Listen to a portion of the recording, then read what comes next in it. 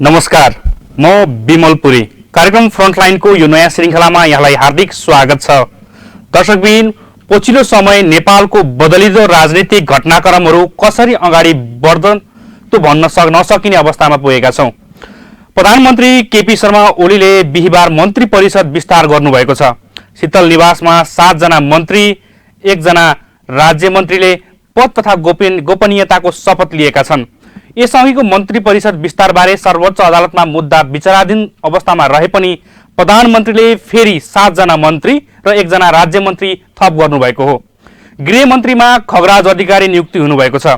यस्तै सञ्चार तथा सूचना प्रविधि मन्त्रीमा पूर्व गृहमन्त्री रामबहादुर थापा बादलकी पत्नी नयनकला थापा र उद्योग वाणिज्य तथा आपूर्ति मन्त्रीमा जनता समाजवादी पार्टीका राजकिशोर यादव नियुक्ति हुनुभएको छ। यस्तै गणेश पहाडी सामान्य प्रशासन मन्त्री, नारद मुनि राणा वन मन्त्री, ज्वाला कुमारी शाह कृषि, मोहन बानिया बिना विभागीय र आशा विका वन राज्य मन्त्री नियुक्ति हुनुभएको हो। यसअघि माओवादी केन्द्रमा रहेकी ज्वाला शाह प्रदेश सभा सदस्यमा पराजित हुनुभएको थियो, तर शाहलाई प्रधानमन्त्री केपी शर्मा ओलीले मन्त्री बनाउनु भएको हो। राजकिशोर यादवले शपथ लिएसँगै जनता समाजवादी पार्टीको महन्त ठाकुर पक्षबाट सरकारमा सहभागी मन्त्रीको संख्या 11 पुगेको छ। 20 जना सांसद रहेका महन्त ठाकुर पक्षका 11 जना सरकारमा सहभागी छन्। हिजो मन्त्री परिषद विस्तार भएसँगै मन्त्रीको संख्या 25 पुगेको छ। यता विपक्षी गठबन्धनको शीर्ष 4 नेताबीच सत्ता सहकार्यको आगामी रणनीतिका विषयमा छलफल भइरहेका छन्। केन्द्रमा ओली सरकार विस्तार गरिरहँदा गण्डकी प्रदेशमा एमालेका पृथ्वी सुब्बा गुरुङ नेतृत्वको सरकार भने विश्वासको मत प्राप्त गर्न नसकेर ढलेको छ। यो सँगै गण्डकीमा विपक्षी गठबन्धनले नयाँ सरकार निर्माणका लागि छलफल सुरु गरेको छ। ओलीका विरुद्ध यति बेला नेपाली काङ्ग्रेस, माओवादी केन्द्र, जनता समाजवादी पार्टीको उपेन्द्र समूह र राष्ट्रिय जनमोर्चा केन्द्रदेखि प्रदेशहरूमा एक ठाउँमा छन्। गण्डकीमा राष्ट्रिय जनमोर्चाले विपक्षीमा मत दिने निर्णय गरे पनि जनमोर्चाका सांसद कृष्ण थापा तटस्थ बसेका छन् भने स्वतन्त्र सांसद दीपक मनाङ्गे बैठकमा उपस्थित भएका थिएनन्। यसअघि थापाले विपक्षी गठबन्धनको पक्षमा हस्ताक्षर नगर्दा बहुमत पुग्न नसकेर संविधानको धारा 168 को 3 अनुसार पृथ्वी सुब्बा गुरुङ नै मुख्यमन्त्रीमा नियुक्ति भएका थिए। पार्टीको व्हिप उल्लङ्घन गर्दा राष्ट्रिय जनमोर्चाले कारबाही गरेपछि पदमुक्त भएका थापालाई सर्वोच्चले पुनर्बहाली गरिदिएको थियो। गण्डकीमा पाएको सफलतापछि विपक्षी गठबन्धनको नजर अन्य प्रदेशमा परेको छ। प्रदेश 1 बागमती र लुम्बिनीमा विपक्षी गठबन्धनको सरकार निर्माणका विकल्पका विषयमा छलफल सुरु भइसकेको छ। देश महाविपत्तिको बेलामा छ। सरकारको नेतृत्व गरिरहेको नेकपा एमालेलाई जसरी हुन्छ सत्ता टिकाउन छ भने विपक्षमा रहेका गठबन्धन पार्टीहरूलाई एमालेको केन्द्रदेखि प्रदेशहरूमा सत्ता पल्टाएर आफ्नो नेतृत्वमा सरकार गठन गर्ने दाउमा छन्। कोरोनाको कहरमा जनताको अवस्था दयनीय बन्दै गएको छ। राजनीतिक पार्टीहरूको र सरकार पक्षको मुख्य ध्यान कोरोनासँग जुझ्न एक ढिक्का भएर अगाडि बढ्ने बेलामा राजनीतिक खिचतानी बढ्दै गएको छ। यस्तो रुमलिएको राजनीतिक सङ्कटको बेलामा आज हामीले पुराना कम्युनिस्ट नेता राष्ट्रिय जनमोर्चा पार्टीका अध्यक्ष चित्रबहादुर केसीसँग कुरा गर्दैछौँ। उहाँसँग हामीले पछिल्लो राजनीतिक सङ्कटको अवस्था र अबको निकासका विषयमा चर्चा गर्नेछौँ।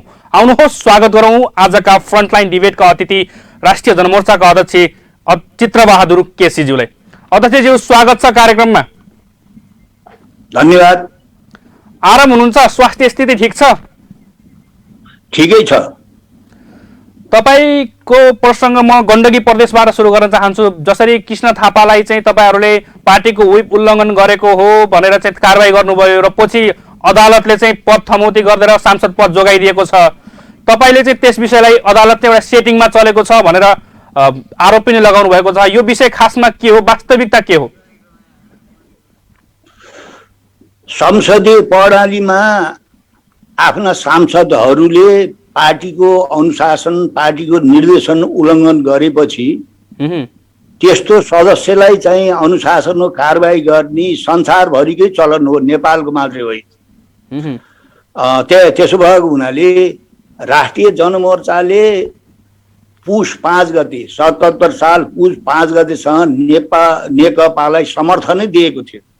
74 को चुनावमा नेकपासित नै सहकारी गरेर चुनावमा चाहिँ भाग लिएको थियो र त्यो सरकारलाई त्यस कारणले तपाईँ चाहिँ अब समर्थन फिर्ता लिन पर्यो कि उसले तपाईँ चाहिँ अब संविधान च्यात्दै जाने, संसद ध्वस्त पार्दै जाने, आफ्नो पार्टी समेत चकनाचुर पार्दै जाने र तपाईँको चाहिँ अब यो 62-63 सालका आन्दोलनको उपलब्धि भन्दा पनि त्यसलाई एक एक गरेर चाहिँ ध्वस्त पार्दै लैराखेको हुनाले हामीले अब यो 77 साल पुस 7-5 गते जुन प्रतिगमन भयो त्यो प्रतिगमनका विरुद्धमा हामीले चाहिँ समर्थन झिक्यौँ र त्यो प्रतिगमनलाई सच्याउनको लागि अब संसद बाहिरका र संसद भित्रका पनि धेरै पार्टीहरू, नागरिक समाज, मिडिया सबैको संयुक्त प्रयासबाट संसद चाहिँ बिउताउने काम भयो र त्यो बिउतेको संसदलाई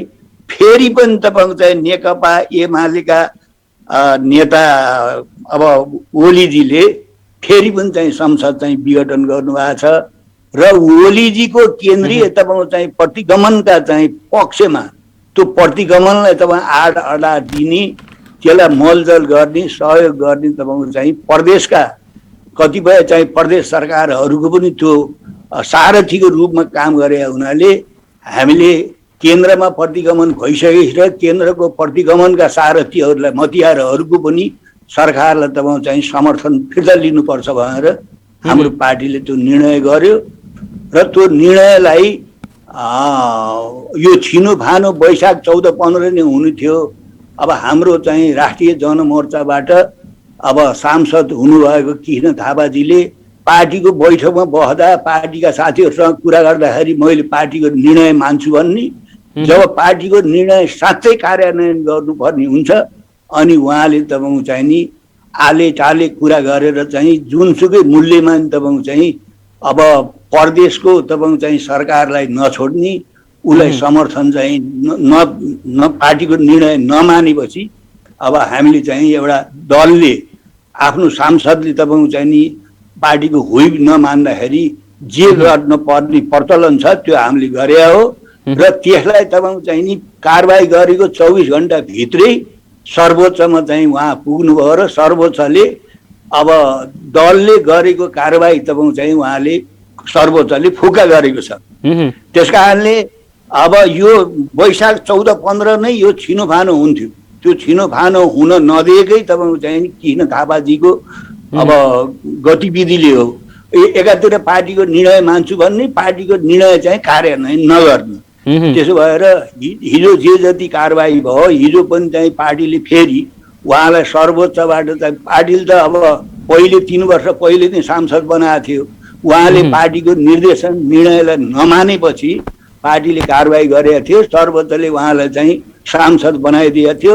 सर्वोच्चले बनाए पनि उहाँ त राष्ट्रिय जनमोर्चाको सांसद हो, राष्ट्रिय जनमोर्चालाई उहाँलाई केही नगर्नु अब उपरान्त उहाँले अब न्यायपालिकाबाट अजमरियो बुटी खुवाएर पठाएछौँ भने त सर्वोच्चले हामीलाई केही भनेको छैन।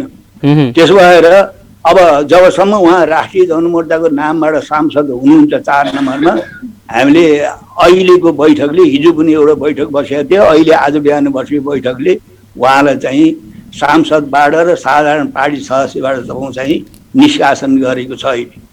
फेरि पनि कारबाही गरिसक्नु भएको छ? होइन, फेरि पनि कारबाही त किनभने राष्ट्रिय जनमोर्चाले एकचोटि सांसद बनायो अनि उहाँले पार्टीको हुइप मान्नु भएन, उल्लङ्घन गर्नुभयो, त्यसपछि पार्टीले कारबाही गरेर उहाँलाई हटाएपछि त सर्वोच्चले बनाइदियो नि उहाँलाई फेरि चाहिँ सांसद। त्यसो हुनाले सर्वोच्चले बनाए पनि उहाँ त राष्ट्रिय जनमोर्चाकै तपाईँ चाहिँ सांसद हो।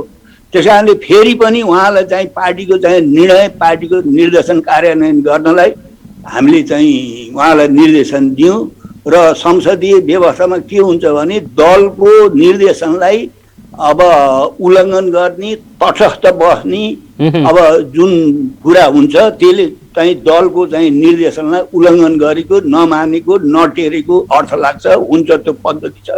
त्यसो भएर पार्टीको निर्देशनलाई उहाँले चाहिँ उल्लङ्घन गरेको, अझ उल्टो तटस्थ बसेको। यदि उहाँको मतले पृथ्वी सुब्बा गुरुङ चाहिँ टिक्ने भए, जित्ने भए उहाँले उतै भोट हाल्नुहुन्थ्यो। त्यसो भएर उहाँ पानीमा थियो ओभानो हुनको लागि उहाँले तपाईँ चाहिँ तटस्थ बस्नुभयो। एउटा पार्टीले उहाँलाई चाहिँ माननीय बनाएर पठाइसकेपछि छ उहाँले त पार्टीको निर्णय मान्ने हो नि। त्यो विपक्षी दलको तपाईँको चाहिँ निर्णय र तपाईँको त्यस अनुसार चल्ने होइन नि। त्यस कारणले उहाँले तटस्थ बसेको होइन कि स्वयं त्यति सत्ताधारीहरूले तपाईँको चाहिँ तपाईँको मत आए पनि हाम्रो सरकार बद्दैन, तपाईँ तटस्थ बस्नुहोस् भन्ने सायद चाहिँ निर्देशन भयो होला उहाँलाई। त्यसो भएर उहाँ तटस्थ बस्नुभयो। तटस्थ बस्नुको अर्थ पनि तपाईँको चाहिँ पार्टीको निर्देशनलाई उल्लङ्घन गर्नु हो। त्यस कारणले उहाँ चाहिँ कारबाहीको भागीदार हुनुभयो र राष्ट्रिय जनमोर्चाको आज बिहान बसेको चाहिँ बैठकले उहाँलाई चाहिँ सांसदबाट फेरि पनि तपाईँको चाहिँ कारबाही गरेको कुरा तपाईँहरूलाई जानकारी गराउँछु। एक किसिमले हेर्दा उहाँले राष्ट्रिय जनमोर्चाको निर्णय नमान्ने तर एमालेको निर्णय चाहिँ मान्ने गर्नुभएको रहेछ क्या? त्यही त बुझ्यो नि। तर एमालेको निर्णय पनि उहाँले मान्नु भएन, किनभने आफ्नो पार्टीले तटस्थ बस्ने अथवा चाहिँ अब पार्टीको निर्णयलाई कार्यान्वयन नगर्नु पनि त्यो अनुशासन उल्लङ्घन हो भन्ने कुरा त राजनीतिक दल सम्बन्धी नियमावली छ। उहाँले चाहिँ तटस्थ बसेर उता त्यो सरकारलाई चाहिँ समर्थन नगरेको देखाएर फेरि पनि जनतालाई चाहिँ भ्रम पारिरहनु भएको छ। मैले भोट हालेको होइन पृथ्वी सुब्बा गुरुङको पार्टीलाई भनेर उनीहरूले नै सत्ताधारीले नै उहाँलाई सुझाव दिएको हुनसक्छ। तपाईँले चाहिँ अब भोट हामीलाई दिए पनि तपाईँका मतले हामी चाहिँ हाम्रो सरकार बद्दैन, त्यसो भएर तपाईँ पानीमा के चोखो हुने मौका यही छ भनेर उनीहरूले निर्देशन गरे होलान्। त्यसअनुसार उहाँ तटस्थ बस्नु हो। तटस्थ बस्नु भनेको पार्टीको निर्देशनलाई उल्लङ्घन गर्नु हो। त्यस कारणले हामीले हिजै नै उहाँलाई 48 घण्टाको समय राखेर अब चाहिँ तटस्थ बस्नु, पार्टीको निर्देशनलाई उल्लङ्घन गर्नु, त्यो पनि पार्टीको अनुशासनभित्र पार्टीको अनुशासन उल्लङ्घन गरेको छ भनेर हामीले उहाँलाई चाहिँ स्पष्टीकरण मागेका थियौँ। त्यस कारणले उस स्पष्टीकरणमा उल्टो अरू साथीहरूलाई पार्टीका साथीहरूलाई नाना थरी आरोप लगाएर उहाँले तपाईँ चाहिँ जताभावी त्यो तपाईँको स्पष्टीकरण दिनुको सट्टा कहाँ आकाश पाताल जोडेर तपाईँ चाहिँ अब स्पष्टीकरण दिनुभएको छ। त्यो त अब उहाँको स्पष्टीकरण त तपाईँहरूलाई सुनाउन लायक पनि छैन। म थोरै राष्ट्रिय राजनीतिको कुरा गर्न चाहन्छु। हिजो मात्र प्रधानमन्त्री केपी शर्मा ओलीले मन्त्रीमण्डल विस्तार गर्नुभएको छ। अघिल्लो चोटिको मन्त्रीमण्डल विस्तारको विषय अदालतमा अब पुगिसकेको छ, मुद्दा परिसकेको अवस्थामा छ। फेरि हिजो पनि मन्त्रीमण्डल बढाएर 25 सदस्य बनाइसक्नु भएको छ। यो अवस्थालाई कसरी हेर्नु भएको छ पछिल्लो केन्द्रको राजनीतिक अवस्थालाई चाहिँ? नेपाली जनताले 2007 सालपछि चाहिँ दलीय व्यवस्था ल्याए, संसदीय व्यवस्था ल्याए। त्यसलाई पटक पटक नेपालका शासकहरूले तपाईँको चाहिँ नि ध्वस्त पारे र त्यो प्रतिगमनका विरुद्धमा तपाईँको चाहिँ 30 वर्ष पञ्चायती प्रतिगमनलाई नेपाली जनताले सामना गर्नु पर्यो र आखिर त्यो पञ्चायती व्यवस्था पराजित भयो। त्यस्तै बहुदलीय व्यवस्था संवैधानिक राजतन्त्र आएपछि पनि त्यो संविधानको सीमाभित्र बसेन संवैधानिक राजतन्त्र पनि, र त्यसलाई पनि नेपाली जनताले हटाएर नेपालमा लोकतान्त्रिक गणतन्त्र स्थापना गरियो। लोकतन्त्र संविधान चाहिँ गणतान्त्रिक लोकतन्त्र स्थापना गरेकाहरूले नै तपाईँको चाहिँ त्यो 72 सालको संविधानको तपाईँको चाहिँ नि गणतन्त्र, धर्मनिरपेक्षता र संविधानमा भएका कतिपय महत्त्वपूर्ण विषयहरूलाई त्यसलाई चकनाचुर पारेर अहिले तपाईँको चाहिँ संविधानै ध्वस्त भइसक्यो, संसदै ध्वस्त पारिसके र अब आफ्नै पार्टी चकनाचुर पारेर र तपाईँको चाहिँ अब यस विषयमा कुरा गर्न पनि चाहिँ लाजो मर्नु, मन्त्रीको व्यापार, सांसदको व्यापार, पार्टीहरूको तपाईँको चाहिँ नि एउटा पार्टीबाट अर्को पार्टीमा चाहिँ पदार्पण, किनबेच, यी सारा चाहिँ गन्दा खेल भयो र यो चाहिँ नेपाली जनताले सबै हेरिरहेका छन्। त्यस कारणले अहिले भएको प्रतिगमन अब बिना आधार तपाईँको चाहिँ नि आफ्नो पार्टीमा अन्तर्द्वन्द्व भयो भनेर पार्टीको झगडाका कारणले 72 सालको संविधान मान्नु नपर्ने, संसदलाई तपाईँको संसदीय नियम मान्नु नपर्ने, संसद विघटन गर्दाखेरि तपाईँको चाहिँ सभामुखलाई सुईको सम्मान दिन नपर्ने, एकपटक होइन 2 पटक। त्यस हुनाले अहिलेको यो विकृति विसङ्गतिको मुख्य जिम्मेवार तपाईँको चाहिँ अहिलेका नेपालका राष्ट्र प्रमुख र सरकार प्रमुखकै कारणले मुलुक आज यस खालको चाहिँ स्थितिमा पुर्याउने काम भएको छ। यो प्रतिगमनलाई नेपाली जनताले तपाईँको चाहिँ यसलाई पराजय गरेरै छोड्छन् र अर्को विकल्पै छैन। पछिल्लो समय मन्त्री विस्तार गर्दाखेरि पनि आलो पालो आफ्नै परिवारका श्रीमतीहरू मन्त्री बनाउने चलन देखिएको छ। कतिपय प्रदेश सभामा पराजित भएका सांसदलाई चाहिँ मन्त्री बनाएका छन् ओलीले। यसलाई कसरी लिनुभएको छ? बरु त्यो त स्वाभाविक कुरा गर्नु। नेपालमा तपाईँ राजनीति गर्ने भनेको त आफू बन्ने, आफ्ना परिवारलाई बन्ने, आफ्ना नातागोतालाई बनाउने नै हो नेपालको राजनीति त। अब विदेशीलाई समेत तपाईँ चाहिँ नि अब सरकारमा सामेल गरेको देख्नु भएन। कमसेकम नेपालीसम्म भएको भए बेग्ली कुरा हो, जसले तपाईँ चाहिँ नि अहिले भएको संविधानलाई चाहिँ खुल्ले आम च्यात्यो, जसले तपाईँ चाहिँ जिन्दगीभर तपाईँ चाहिँ नि अब अर्कै राष्ट्रको चाहिँ हितको लागि, पक्षको लागि मरि हत्या गरेर काम गरिरहेछन्। त्यस्तो तत्त्वलाई चाहिँ सरकारमा सामेल गरेर हिँड्ने मान्छेले अब नेपालमा नेपालीहरू सरकारमा राख्नलाई मैले त्यति ठुलो कुरा मान्दिनँ। तैपनि अब यत्रो झन्डै 2/3 चाहिँ बहुमत पाएको चाहिँ देशको प्रधानमन्त्रीले आफ्नो पार्टीलाई ध्वस्त र तपाईँ चाहिँ संसदलाई ध्वस्त, संविधानलाई ध्वस्त पारेर मन्त्रीहरूको जुन व्यापार उहाँले गरिरहनु भएको छ, उहाँले मात्रै होइन, उहाँले तपाईँ चाहिँ नि अब उहाँका मातहतका प्रदेशहरू, यी सङ्घीय प्रदेशहरूमा पनि तपाईँ चाहिँ त्यही चाल भइरहेको छ कि पहिले यो सङ्घीय प्रणाली आउनुभन्दा पहिले एक ठाउँ हुन्थ्यो मन्त्रीहरूको किनबेच, आफ्ना मान्छेलाई मन्त्री बनाउने, आफ्ना मान्छेलाई तपाईँ चाहिँ सबै प्रकारको सेवा सुविधा दिने, जनतालाई तपाईँ चाहिँ वास्ता नगर्ने, त्यस खालको प्रवृत्ति नेपाली जनताले एक ठाउँ देखेका थिए।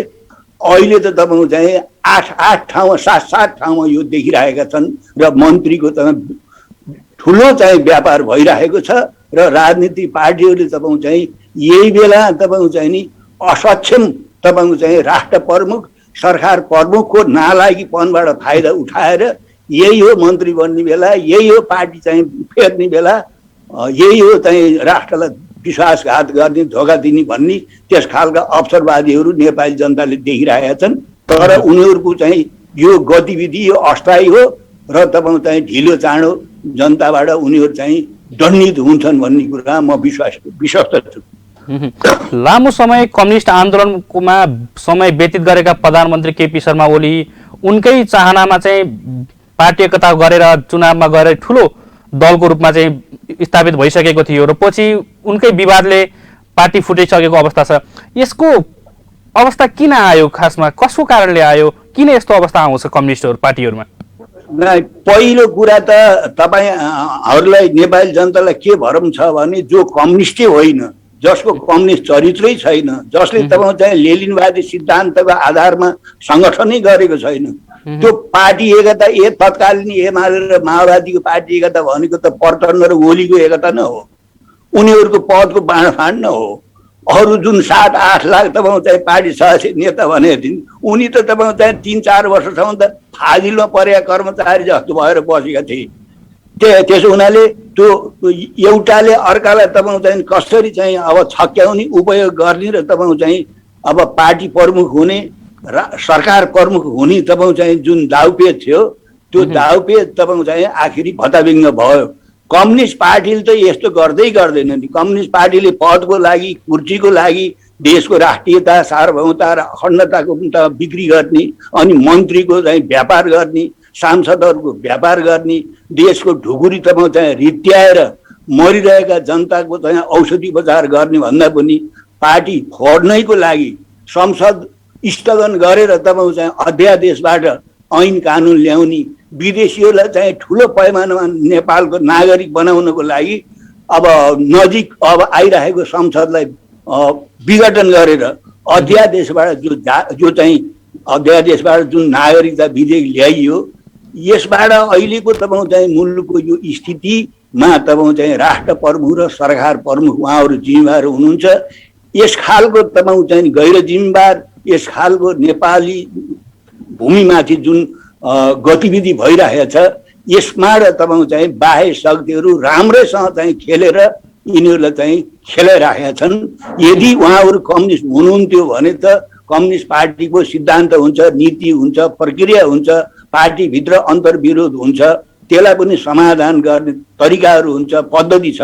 ती कुनै पद्धतिलाई तपाईँ चाहिँ नअपनाएर आफ्नो पार्टीको बैठकमा आफूले जित्ने भए जस्तो जाने, हार्ने भए जस्तो नजाने, अनि आफ्नै पार्टीका मान्छेहरूलाई नि कतिपयलाई तपाईँ चाहिँ पद दिएर, कतिपय मान्छेहरूलाई चाहिँ सहुलियत दिएर राष्ट्रको ढुकुडी तपाईँ चाहिँ ध्वस्त पारेर जुन खालको गतिविधि भएको छ, यो हिसाब किताब चाहिँ उहाँहरूले नेपाली जनतालाई ढिलो चाँडो बुझाउनुपर्छ। नेपाली जनताले छोड्दैनन्, किनभने यसभन्दा पहिले पनि कैयौँ तपाईँ चाहिँ प्रतिगमनको चाहिँ सामना गरेर नेपाली जनताहरू आएका हुन्। तपाईँले भर्खर भन्नुभयो कि बाह्य शक्ति राम्रै खेलेका छन् भनेर। बाह्य शक्ति भने चाहिँ को, कसलाई इङ्गित गर्दै हुनुहुन्छ हजुरले? बाह्य शक्ति भन्नु भारत, चाइना? अब बाह्य शक्ति तपाईँ चाहिँ धेरै छन् यहाँ। तपाईँ चाहिँ नेपालमा संविधान बन्नुभन्दा पहिले जातीय प्रदेश बनाउनको लागि तपाईँ चाहिँ युरोपियनहरूले ठुलो लगाए। यहाँ युरोपियनको चाहिँ खर्चमा कैयौँ चाहिँ नेपाली जनताको संविधान बनाउने हिँडेकाहरू तपाईँ चाहिँ देश विदेश भ्रमण गरेर अर्बौँ रुपियाँ तपाईँ जातीय प्रदेशको लागि खर्च भयो। अहिले पनि त्यो चाहिँ सिलसिला जारी छ। त्यसै नेपाललाई तपाईँ चाहिँ चाहिँदै नचाहिएको सङ्घीय प्रणाली, छरिएर रहेका राष्ट्रलाई एक ठाउँ ल्याउनलाई हो सङ्घीय प्रणाली। एक ठाउँ भएका राष्ट्रलाई चाहिँ टुक्रा टुक्रा पारेर जुन खालले तपाईँ चाहिँ यो सङ्घीय प्रणाली नेपाललाई भिराइयो, जुन दिन भिराइयो त्यसै दिन चाहिँ नेपालको लागि ठुलो दुर्घटना हुनेवाला थियो। त्यस कारणले नेपाली जनताले पहिले एक ठाउँ सिंहदरबार देख्नु पर्थ्यो। मन्त्रीहरूको व्यापार, सांसदहरूको किनबेच, पार्टी अदली बदली, सब खेल अहिले धेरै ठाउँ नेपाली जनताले देखिरहेछन्।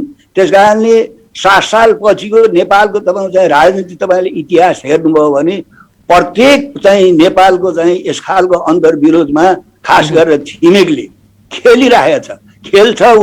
उसको खेलको पछाडि मुख्य ऊ जिम्मेवार होइन, यहाँका शासकहरू हुन्। हिजो पनि धेरैले खेले र तपाईँ चाहिँ नेपालको प्राकृतिक साधन स्रोत तपाईँ चाहिँ नि विदेशीलाई बिचाउने, छिमेकीलाई चाहिँ दिने ठुलो पैमाना तपाईँ चाहिँ अब विदेशी अनागरिकहरूलाई नागरिकता दिनको लागि यसपालि ओलीजीको मात्रै यो तपाईँ चाहिँ अब हिम्मत होइन। यसभन्दा पहिलेका कैयौँ शासकहरूले पनि अनागरिकलाई नागरिक बनाएर उसलाई तपाईँ चाहिँ नि राज्य सत्तामा ल्याउने र चाहिँ अब छिमेकीले जुन चाहिँ भौगोलिक आक्रमण गरिरहेको छ, जनसाङ्ख्यिक आक्रमण गरिरहेको छ, यो दुवैतिर तपाईँ चाहिँ नेपाललाई सिक्किम बनाउने योजनाबद्ध तरिकाले छिमेकी आइरहेको छ भने एमसिसी पारित गराएर, यिनी राजनीतिक पार्टीको चाहिँ हातबाट एमसिसी पारित गराएर र नेपाललाई तपाईँ इन्डो पेसिफिक रणनीतिको एउटा साझेदार बनाएर नेपालमा तपाईँ चाहिँ अमेरिकी सेना राख्ने जुन अमेरिकी साम्राज्यवादी योजना छ,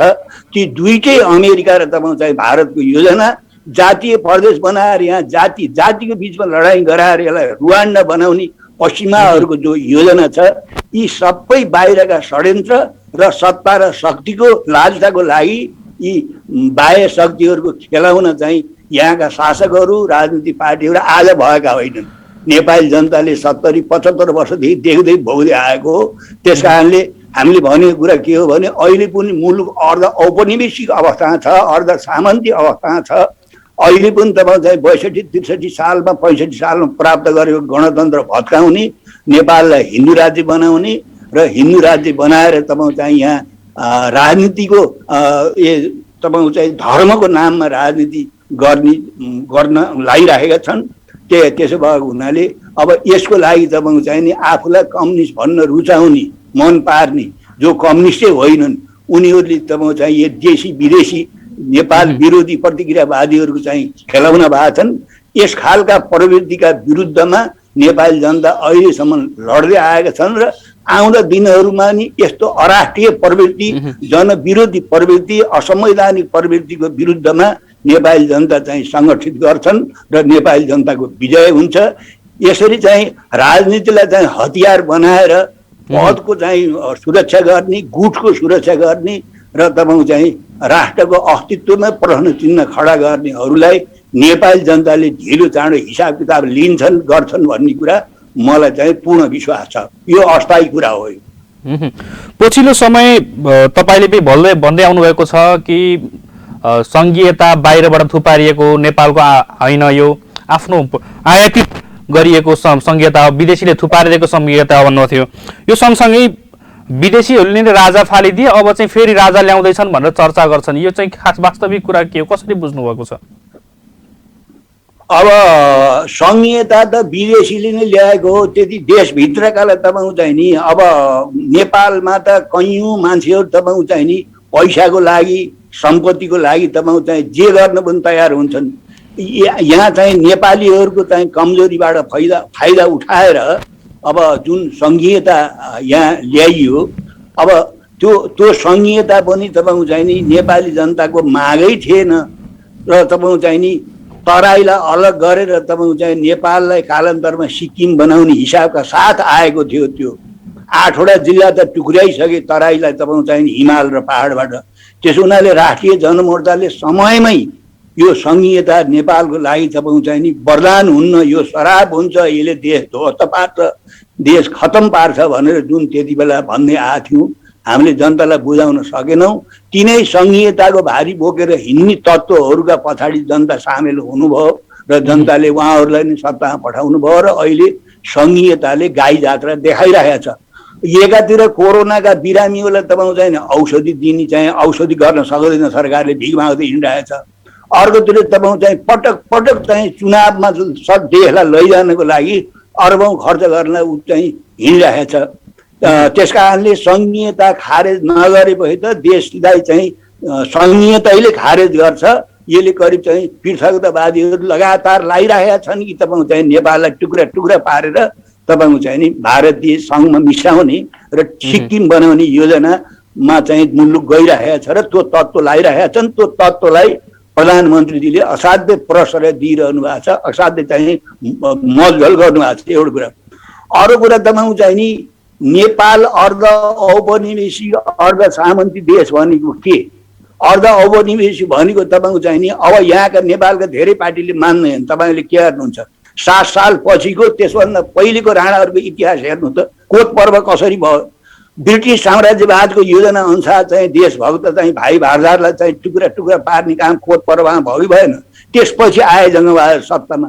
त्यसपछि 7 साल पछि जुन दलीय व्यवस्था आयो, त्यो दलीय व्यवस्थामा प्रत्येक पार्टीका चाहिँ मुख्य मान्छेहरू, प्रशासनमा बस्ने मान्छेहरूलाई तपाईँको चाहिँ स्वयं तपाईँको चाहिँ भारतीयहरूले तपाईँको चाहिँ निर्देशन गर्ने, नेपालमा तपाईँको चाहिँ के गर्नुपर्छ भन्ने मसिनरी तपाईँको चाहिँ जुन खेलाए यहाँका शासकहरूलाई। यहाँका शासकहरूले देशको राष्ट्रियता, सार्वभौमता र अखण्डता, जनताको स्वार्थलाई केन्द्रमा राखेनन्। उनीहरूले केन्द्रमा चाहिँ आफ्नो पदलाई राखे, आफ्नो कुर्सीलाई राखे, त्यो पदबाट हुने लाभलाई चाहिँ केन्द्रमा राखेर देशको आज यो हविगत भएको। त्यस कारणले अब अहिले पनि तपाईँको चाहिँ नेपालमा चाहिँ अब गणतन्त्र फर्काउने नेपाली जनता अब रिसिएका छन्।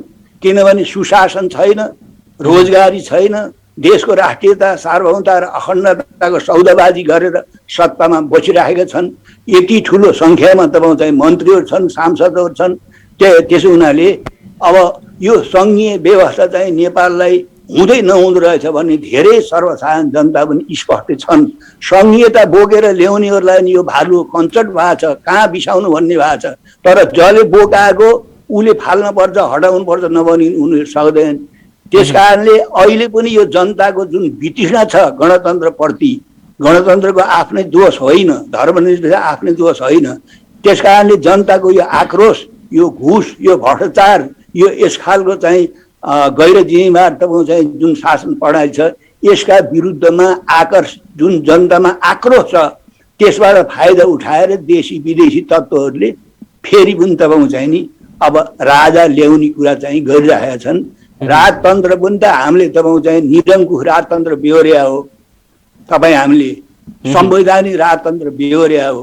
र दुईटै राजतन्त्रात्मक प्रणाली त हामीले बेहोर्या हो, त्यसपछि हामीले फाल्या हो। त्यस कारणले अब राजावादीहरूले त्यही भन्छन् कि तपाईँको चाहिँ नि नेपाली जनताले फाल्या होइनन्, विदेशी। हाम्रो आन्दोलनलाई विदेशीहरूको सहानुभूति भयो होला, त्यो बेग्लै भयो, त्यो हुन्छ। तपाईँको चाहिँ भन्नु न, रुसमा तपाईँको चाहिँ जनवादी क्रान्ति भयो, त्यहाँ कहीँ तपाईँको चाहिँ देशहरूका जनताले, मजदुर किसानहरूले समर्थन गरे होला, त्यो बेग्लै कुरा हो। त्यस कारणले राजतन्त्रका विरुद्धमा त हामीले नै सुरुदेखि नै तपाईँको चाहिँ नेपालमा गणतन्त्र हुन्छ चाहिन्छ त हामीले भन्दै आएको। त्यस कारणले यो गणतन्त्र ध्वस्त पार्नेमा र स्वयं तपाईँको चाहिँ नि राजतन्त्रका वरिपरि बसेर मुलुकलाई चाहिँ खयार पारेका तत्त्वहरू पनि उठिरहेका छन् अहिले। र साथसाथै उग्र वामपन्थी तत्त्वहरूले तपाईँको चाहिँ यो गणतन्त्र गएकोमा, संसद भत्केमा, यो 72 सालको संविधान भत्केमा उनीहरूले पनि थपरी बजाएका छन्। त्यस कारणले हामीले के बुझ्नुपर्छ भने एकातिर दक्षिणपन्थीहरू, अर्कोतिर साम्राज्यवादी शक्तिहरू र उग्र वामपन्थी चाहिँ संकीर्णवादी शक्तिहरूले पनि यो अहिलेको गणतन्त्र, अहिलेको चाहिँ संसद, अहिलेका चाहिँ राजनीतिक उपलब्धिलाई अब ध्वस्त पार्नको लागि चाहिँ अब जान अनजानमा गरिरहेछन्। त्यस कारणले अब यो गणतन्त्रको विकल्प राजतन्त्र हुनै सक्दैन। एकात्मक प्रणालीको विकल्प नेपालमा सङ्घात्मक प्रणाली जुनसुकै मूल्यमा हुन सक्दैन। त्यसकारण नेपाली जनताले गणतन्त्रलाई तपाईँ चाहिँ रक्षा गर्नुपर्छ। गणतन्त्र ल्याउनमा जो लागे उनीहरूले नै तपाईँ चाहिँ गणतन्त्रलाई हतियार बनाएर तपाईँ चाहिँ जो लुटपाट गरेका छन्, देशलाई टाट पल्टाउन लैरहेका छन्, यिनीहरूका विरुद्धमा चाहिँ जनता चाहिँ सङ्गठित भइरहेका छन्, बुझिरहेका छन्। त्यस कारणले नेपाल चाहिँ एकात्मक प्रणालीको चाहिँ विकल्प सङ्घात्मक प्रणाली हुँदै होइन, यसलाई खारेज गर्नुपर्छ सङ्घात्मक प्रणाली। र तपाईँ चाहिँ नि यो लोकतन्त्र तपाईँ चाहिँ नि को विकल्प तपाईँ गणतन्त्रको विकल्प तपाईँ राजतन्त्र हुँदै होइन। कुनै बेला संसारभरि थियो राजतन्त्र, भारतमै थियो, 5-6 राज्यहरू थिए, राजाहरू थिए। इतिहासको चाहिँ विकास क्रममा चाहिँ राजतन्त्र पनि थियो कुनै बेला संसारका धेरै देशमा। अब धेरै देशहरूले राजतन्त्रलाई विदा गरिसके। त्यस कारणले नेपाली जनताले राजतन्त्र फर्काएर, त्यो कुनै नौलो विषय होइन नेपाली जनताको लागि। हामीले निरङ्कुश राजतन्त्रबाट कति पिसिन्, कति मान्छे मरे, कतिको सर्वस्व भयो। अनि राजतन्त्रले पनि आफ्नो गद्दीको सुरक्षाको शर्तमा हो राष्ट्रियताको कुरा गर्ने, जनताको पक्षमा कुरा गर्ने। त्यसकारण राजतन्त्र नेपाली जनताले राजतन्त्रले नेपाललाई पार लाउने भए, नेपाली जनताको समस्या पार लाउने भए राजतन्त्र नेपाली जनताले हटाउने जो थिएनन्।